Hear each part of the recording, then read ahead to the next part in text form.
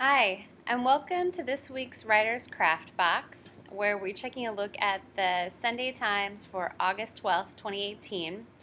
We're going to first start off by taking a look again at the cover story of New York Times Magazine, which is a story about morale on one of our longest military engagements in Iraq and Afghanistan, and still going on right now. And this article really tries to, in its sort of long-form journalism, bring a certain kind of characterization to the people who are fighting these wars. And it really tries to give us a sense of how they really are just sort of counting the days, fighting for each other, and don't necessarily believe in the overall reason or arc or scope of the war. So that's its purpose. So the characterization is going to become very important because it's really going to give us a sense of these people as humans and really bring out their humanity. So it's called A War Without End, and it was the cover story for New York Magazine. It's written by C.J. Chivers, who is also working on a book of the same subject. And one of the people that he follows both at home and then also during his service at the Korengal outpost is Robert Soto. So he describes Robert Soto in several ways. He's 17 when he joins in the Bronx. He's 19 at the time of this sort of portraiture of him. But one of the two of the sentences that came up in the characterization of him really brought me a strong sense of who he is as a person and also the dilemma that he's up against. So we're going to take a look at those two sentences.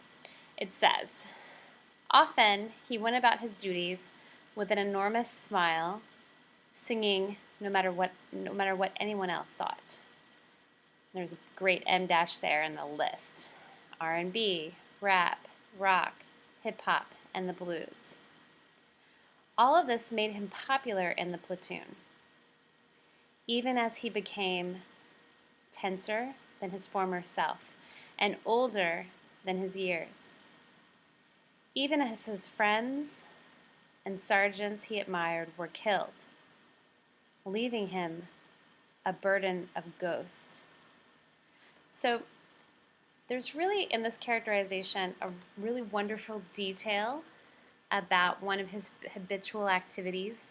So through this indirect characterization, we get this sense where we get this clue about him singing and his just sort of doing it, even though it's not necessarily something that's well done, that's often done. So he's kind of his own person and kind of lighthearted. And that is heavily juxtaposed with this final image of him carrying a burden of ghosts. So the people around him that he was singing to, who he was popular with, become thinned out. And later in this article, it also discusses that his group is at about 2/3 strength because even with replacements, they're kind of constantly being thinned out. So this is a really wonderful moment of writer's craft because we get this one example of habitual activity, how people respond to that habitual activity, and it's really juxtaposed next to this really heavy burden of ghost, this death. So there's many ways in which when you use juxtaposition, you're taking two things that are radically different, you're putting them right next to each other, and the contrast almost sort of causes sparks. I really feel that with this example, with him singing I'm imagining these places like the photograph that started the article. At the same time, he's carrying a burden of ghost, something you don't associate with singing. So it's a beautiful piece of writing, another great example of how characterization is really powerful and important even in nonfiction text. Thanks for listening to this week's Craft Box.